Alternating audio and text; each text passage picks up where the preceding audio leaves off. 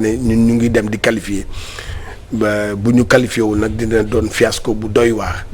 mu ngi noonu. d'accord yàlla nañu qualifié nag wax dëgg yàlla parce que fiasco moom jamono ji bëgg nañu ko ak réew mi tool donc lii ci menu petit déj lay bokk buñ ci tegee people ak itam actualité ak rubrique musique tey ñu fas yéene dal ki nga xamante ni moo di l'artiste ki xew jamono ji nga xam ne xale yëpp moom la ñuy snap di ko TikTok di Demba Guissé borom ayo bébé moo fas yéene nekk suñu gan tey ci biir rubrique musique dina ñëw ci kanam tuuti ñu sekk waxtaan bu yaatu ak moom alors dañuy daal di ñëw léegi rek ñu daal di jëli suñu rubrique sport.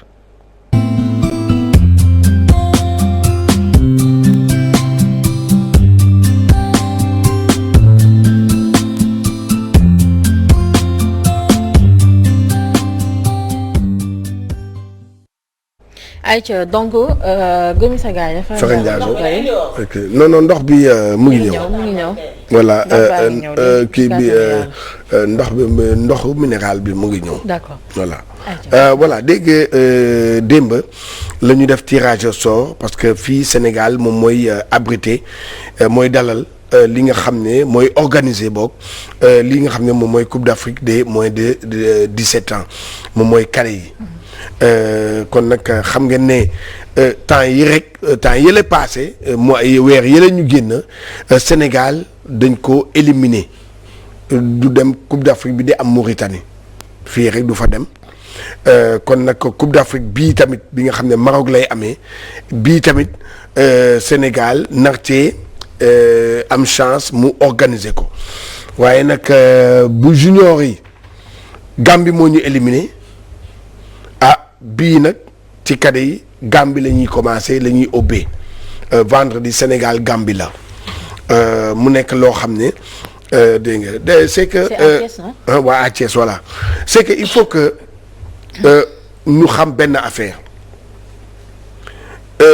Sénégal bu ñu ko éliminer ci petite catégorie bu gars yi yaakaar ne catastrophe la ou bien ki la mais c'est la logique xam nga dafa neexul wax ko ni neexul waaye la réalité mooy ñun amuñu championnat junior ak cadet bu régulier bu normal xam nga nañu waxante dëgg rek dégg nga bu dee loolu ñun amuñu ko di ngeen ma laaj ne ma waa joueurs yi ñu sélectionné fan lañ leen jëlee ñoom ñoo xam fu ñu leen jëlee non c'est que non doo dee parce que championnat amul fekk rek lañ ko mën a jëlee mooy ci centre de formation yi centre de formation yi rek lañ mën a jël parce que ñooñ constamment ñu ngi entraîné xam nga seen cadet yaa ngi entraîné dans loolu la foofu rek ñun tey jii boo gisee résultats yooyu yëpp nañu waxante dëgg centre de formation yi ñoo ñu may chance on a ici au moins ne serait-ce am nañ fi ay centre de formation yu bare am nañ ko fi par exemple je donne l'exemple Dia Jamba Génération Foot il y a kii nuñ ko sax Dakar Sacré-Cœur am na yeneen bu nekkuloon ñooñu tey jii du ñu am équipe junior ak équipe cadette loolu ñun on ne joue pas assez en petite catégorie souvent damay toog di koy wax entraîneurs yi ci boppam ñoo ko wax te li may wax ni wax nañ ko pour à ce que ma ne le jeune footballeur muy cadet junior au minimum ci saison bi war na am lu mu dee 20 matchs waaye fii 5 matchs rek ngay am 5 matchs. waaw te yow 20 nga war a am xam nga mu nekk loo xam ne souvent damay topp di koy répéter mais nit yi duñ ci bàyyi xel. loolu moo tax man may interpeller souvent Mayacine Mar le directeur technique national c'est pas du tout normal bu ñu ñëwee mu am Coupe d'Afrique wala éliminatoire Coupe d'Afrique ñuy taf-tafe dem centre de formation yi jël fii dem xool na nga mais c'est que il faut que ñuy def comme bu njëkk ba. bu njëkk ba ni ñu doon def. bu njëkk ba dafa amoon championnat régulier. championnat en cadet da ngay jouer man joué naa cadet. GIA. yow mi waaw joué naa junior GIA ak Jal Diop. man temps yooyu man au moins au minimum maa ngi doon am lu mu dee am naa 30 matchs. man temps yooyu ñun suñu génération 30 matchs am nañ ko parce que da ngay jouer aller retour championnat bi da ngay dem jouer ji kii dem jouer tay modèle de Mbao amoon na nga dem jouer ji kii contre Saltigué nga jouer na fu nekk da nga fay jouer après coupe du Sénégal ñëw foofu ci coupe du Sénégal boobu di nga fa am lu mu dee benn 8 matchs championnat bi di nga ci am ci championnat bi au moins foofu di nga fa am 20 matchs. coupe du Sénégal moom année bii passée je pense que amul woon. amul woon xam nga loolu moo tax ma ne la dégg nga qu'on se dise la vérité bu ñu éliminer man gis nga bi ñu Gambie éliminer man nekkuma fi di wax gars yi nekk yee catastrophe ban catastrophe xam nga mooy catastrophe loo xam ne warul a am mu am mais loo xam ne logiquement dafa war a am loolu du catastrophe. kon da nga jàpp ne c'est logique que Gambie di ñu doon. mais non mais attends mais ñun dañoo jéemul ci wàll boobu dama ne li ñuy qualifié 4 ans yëpp 4 ans li ñuy qualifié di dem suñu junior yi dem Coupe d'Afrique suñu cadets yi dem ma ne bu nekkuloon centre de formation yi duñu ko dem parce que centre de formation yi du kii maanaam 12 sur 12 dañuy entraîner. ñoom li leen di manqué lenn que c'est la compétition loolu sax tane na waaye nag koo xam ne yow doo jouer tey jii et le problème aujourd'hui duñ ko sëpp rek direction technique nationale bi xam mais aujourd'hui tey jii am na ci ñu bëri ñoo xam ne ay entraîneur dama ne déglu ma fii bu baax li gën a graaw ñu ngi koy sedd koy xoolaat ay entraîneur dañ leen di fal ay équipe nationale cadette junior ay nangam du ñu xool sax championnat yi championnat junior wala cadette wala cadette bu local bi est-ce que xam nga lu ma lay wax mooy maanaam mais dans les normes Youssou Dabo di entraîneur junior Malick Daaf di entraîneur cadet équipe nationale ñoom dañu waxoon interpeller d'autres non c'est pas normal il faut que mu am championnat mais kenn du ci wax ñoom ñëpp ils sont complices de ce qui se passe ñoom du ñu wax non mais attends yow bu ñu la dénkee dara ci kër gi nga gis ne ci suuf liggéey bi doxul waaye yow doo kaas mais loolu la. mais est-ce que jàppul ne mi ngi dox tamit. mais lan la doxee yëfu tappale yooyu ñuy def nag taf-tafal yooyu nag ñoom entraîneur wu petite catégorie fii Sénégal ñoom ñii seen jëm bopp xam nañu man li may wax créé wu ma ko nangamu ma ko entraîneur yi dañ koy topp di wax experts yi dañ koy wax ñëpp koy wax amul kenn koo xam ne weddi na ko. il faut que dans les normes il faut que dégg nga xoolal dama lay wax benn affaire xoolal kaay dama lay jox benn exemple xam nga dafa am ay exemples yoo xam ne dafa am solo lan moo tax léegi depuis 1969 la France di am ay génération di succéder les générations se succèdent et chaque génération day def résultat en équipe nationale en 1969 avec la réforme du football français bi ñu instauré club yëpp exiger nañ ngeen am ay centre de formation tous les clubs da ngay am centre de formation et centre de formation yi léegi nag loolu moo di xoolal 69 xam nga premier résultat yi fan la 69 dégg bu baax la France 69 les premiers résultats mu ngi ñëw xam nga en kañ xam nga wan année en 1978 la France qualifié wul 1970. presque 10 ans après. loolu xool dama lay non te gis nga